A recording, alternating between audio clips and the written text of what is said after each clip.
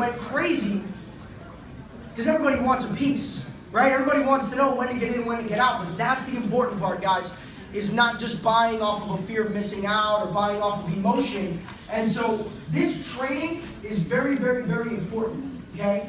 Because this gentleman has laid out a step-by-step understanding of first what's taking place and what you can do to be a part of it.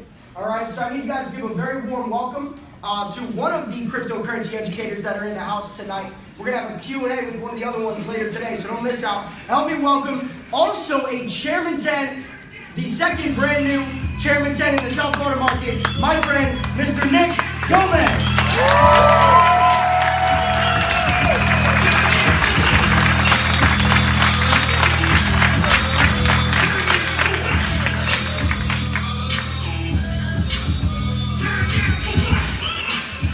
South Florida, how we doing? South Florida, how's it going?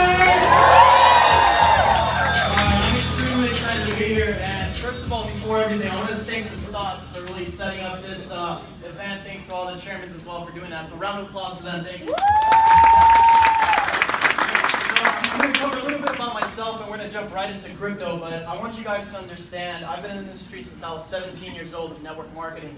And let me tell you, I've seen it all, from the energy drinks to the bug juice, the pots and pans, the creams, the lotions, the potions, the dishwasher soap. I've done it all. And something we have here with ImarketsLive is, I mean, there's no excuse not to make money. That's how I can put it to you guys. You guys have Forex, you guys have cryptocurrency, and you guys have the ability in the industry, one of the most beautiful, and I mean, it's a glorious industry, not only to help yourself, but to help others. So what we're going to be covering right now is the crypto basics, because look, there's a lot of rumors. You guys are seeing all the Facebook videos on social media. What is Bitcoin? What is cryptocurrencies? So I want to kind of understand where the crowd sits right now. Who currently has Bitcoin or any alternative currency right now in a wallet? Raise your hand. Okay, so all right, almost half the room. We're going to be covering some basics for those of you that have no idea what cryptocurrency is at all. And I want to start this off actually with understanding technology and how it all started and the evolution of money. I mean, let's talk about technology. And we talked about cell phones and flip phones, but you guys remember the first cell phone? I don't think I was alive then. But anyways, they got bigger and bigger, and then they started getting smaller. And then those big bricks, those Nokias, I had that one, right? The Motorola Razr, the Sidekick if you were cool enough, right? And then we moved on to iPhones and Androids. And now every single phone is close to touchscreens. Now we have 8-year-olds on iPads, right? And everything started evolving. We have cars that drive themselves now thanks to Tesla. You guys see how technology is slowly starting to evolve. We have music now becoming digital, from records to tapes to CDs to iPods. Now it's on your phone, all right? Who has Apple Play? I mean, we all got that, right? It's all digital. Now let's think about industries and technologies that haven't advanced much. And one of those is actually the financial institutions when it comes to money. Think about that. I mean, we started with the barter system back in the caveman days, right? We would trade our chickens for some eggs. But we clearly ran into some problems. If Jason and I, he lived in a village, I lived in another, I had eggs, he had chickens, and he told me, Nick, I don't want any more eggs, but I want his chickens. I have to go find somebody in a near village that wanted my eggs, so then I could trade with Jason for some chicken. Does that make sense? So currency started to evolve. And that's when we started getting into coins. We're talking about gold, silver. But what was the problem? Transportation. If you had tons and tons in gold loaded up on whatever type of transportation, you guys could get robbed, get in harm, get in trouble, right? Or even people found a way to dilute these coins with other precious metals. So we started seeing a form of money that wasn't too successful, right? Its store value was losing its value. And then we moved on to fiat. The Chinese were actually one of the first ones to start the paper bill. It actually started with an IOU. And then slowly more and more countries started picking up on it. And that's when we started with the bill, the dollar bill. And as most of you guys know, currencies were actually at one point backed by gold. I didn't even know that. Yeah. They were once backed by gold. And do you guys know what currencies are backed by now? Nothing. Absolutely nothing. Trust. If you guys pull out a dollar bill right now, it's a dollar bill because we believe it's a dollar bill. We believe it's a $20 bill, it's a $100 bill. So that gave me some chills because keep in mind we're in a world where money keeps getting reprinted. You guys understand that? Inflation's kicking in. A $20 bill 5 years ago was completely different. I mean, we would go on a shopping spree.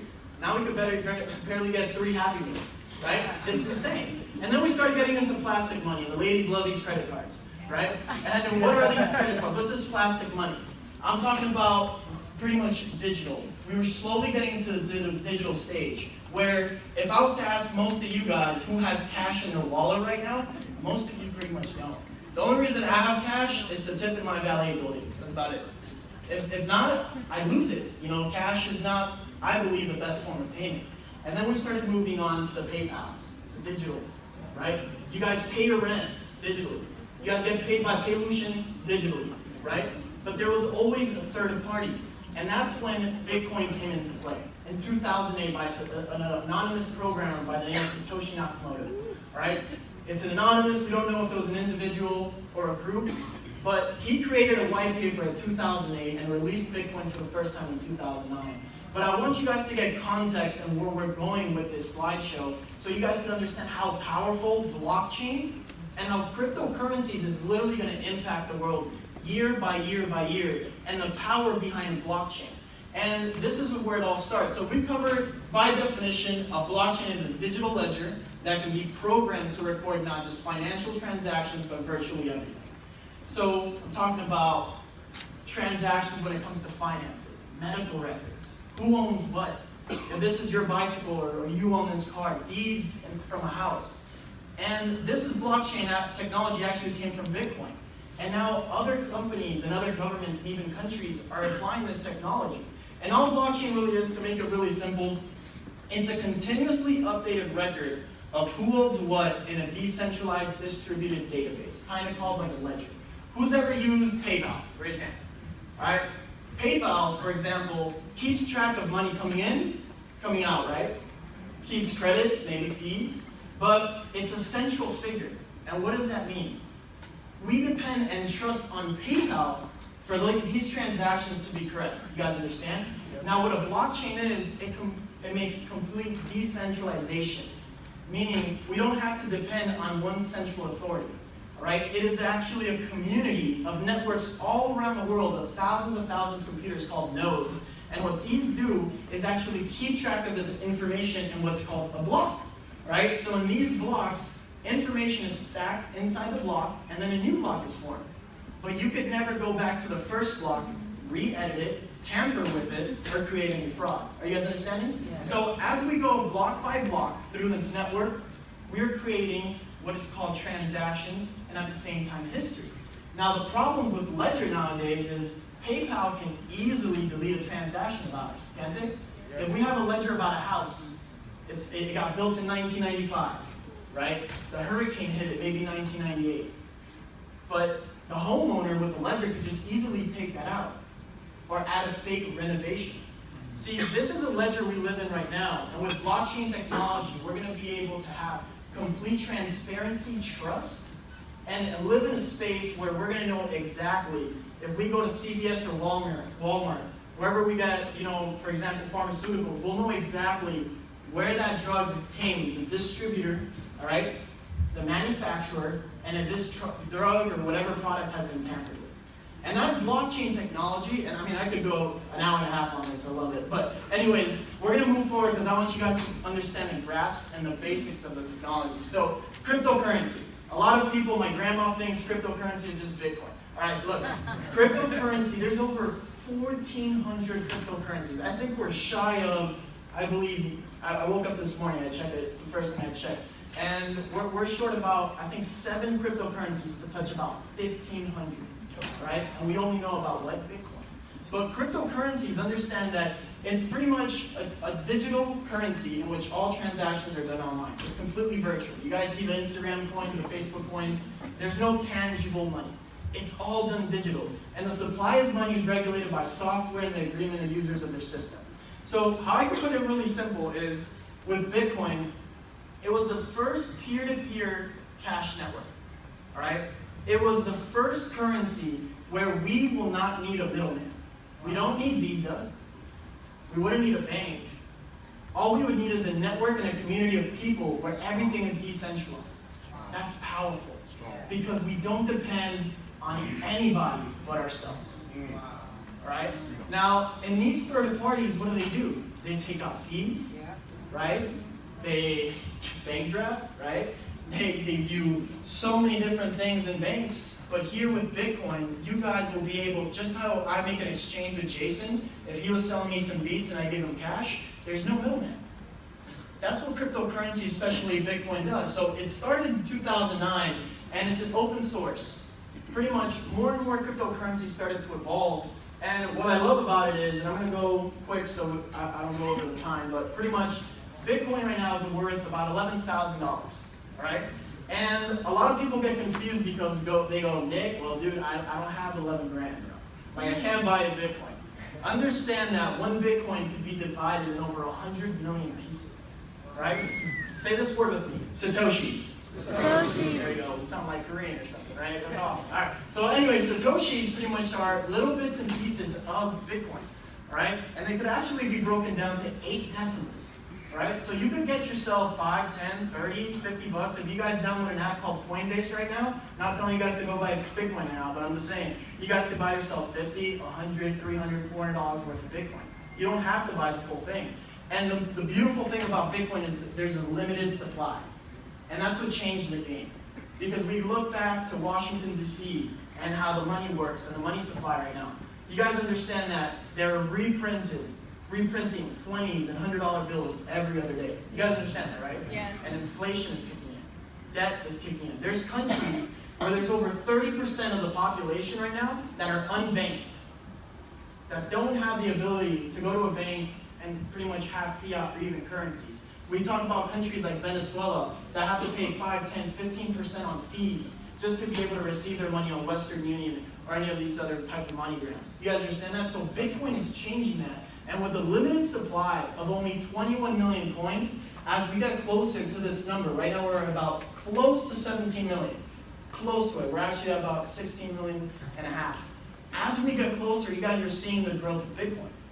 Bitcoin at the beginning of the year was just under $1,000. Wow. Think about that. Now, a lot of people believe it's a bubble because of the dot-com bubble and all these companies. I strongly believe, I'm a huge believer in what cryptocurrencies is doing to the future, because it is changing and impacting lives all around the globe, because we are adding something that the world has never seen. Now, whether the world is ready for it or not, it's a way for us to transfer money all over the globe with no third party. So I always get asked, well, who prints it, Nick? There's no printing. There's no printing at all. All right? Let's read it. This currency isn't physically printed by any bank. Instead, Bitcoin is created digitally by a community of people that anyone can join. They're mined by computing power. And these individuals are called miners. So we're not pulling out picks and shovels, or nowadays the big boys will bring out the bulldozers, right? We're not doing that. It's all through computers. And these miners, what they do is, we go back to what we were talking about, the blockchain. They verify transactions and information and solve complex math problems. And in these problems, they're going to get paid little bits of pieces of Bitcoin. And that's how these miners keep this blockchain and this network going, right? So it's a very complex. I'm trying to keep it as simple as possible. But everybody is able to, mine Bitcoin. So you guys could set up a rig at home, or your computer could actually mine it. But it turns out that now it's getting more and more difficult to actually mine what a Bitcoin is. I mean, I'm talking about people that have thousands of computers, in Korea, in other places where they're literally mining. So I want to talk about, I'm just going to jump straight into the growth. And like we talked about, the growth of Bitcoin has been phenomenal. And I'm going to talk actually about the market cap. We covered this on Jason's call when we were launching cryptocurrencies. Bitcoin and the crypto market in general was only about $17 billion. Now we're sitting at well over $500 billion. Wow. That's over 30 times its market cap. I want you guys to understand, if you would have caught the wave in the beginning of the year, you guys would be sitting pretty like Jason, right? All right. Now, if we look at some prices, Bitcoin was about under 1,000, now well over 11,000. If we look at Ethereum, was under $10, now well over 1,000. We're talking about Litecoin at $3.85, it's now 176. Ripple, a sixth of a penny. and it's now worth $1.20. Now we did go through some correction, and a lot of my buddies are hodling. Shout out to all hodlers. All right, you guys know what that is. But pretty much the growth has been insane. And we had about 682 currencies since January 29, 2017. And now we have close to 1,500 coins. So how can you all take advantage of this market getting to $1 trillion? Getting to $2 trillion. I want you guys to understand, how much does Forex do a day? 5.3 trillion a day? We're not even a fifth way there. And we're trying to be the next currency, aren't we? Isn't that what Forex is?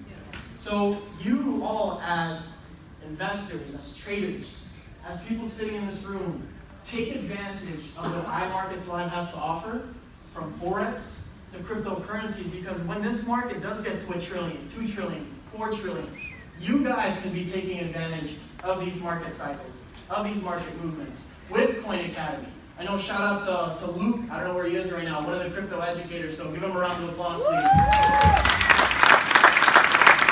And understand that with Coin Academy, you guys are going to have hours on hours of education from basics to intermediate to advanced on being able to trade leverage and non-leverage. All you that already trade on MT4, MetaTrader, you guys are going to be able to trade cryptocurrencies through proven strategies, through proven knowledge, and also crypto live on IML TV. You guys can get on our sessions. My sessions are Mondays and Wednesdays, and I cover the basics. Where can you guys store these cryptocurrencies? What wallets do you use? Where do you trade on exchanges? What's really the full purpose of blockchain? And then we go over, who was on the crypto web analyzer call tomorrow? Give it up, come on. There's so many ways to earn income in the cryptocurrency market as well as Forex. And what I'm most excited about, and I know we can't say too many details, but it's swipe coin. You guys have no idea the caliber of traders, of analysis and trades that these individuals are going to put together. So I want to pretty much appreciate every single one of you guys for coming out, but please make sure to get on these sessions. Take advantage of what the cryptocurrency market has to do, because this market will go to $1 trillion. We are solving a problem where the institutions have yet to fix. It is a problem that is being solved through cryptocurrencies, and whether it's Bitcoin or another cryptocurrency or just through blockchain, we're going to be able to impact lives all around the world. So thank you guys so much. You all have a great rest of your day.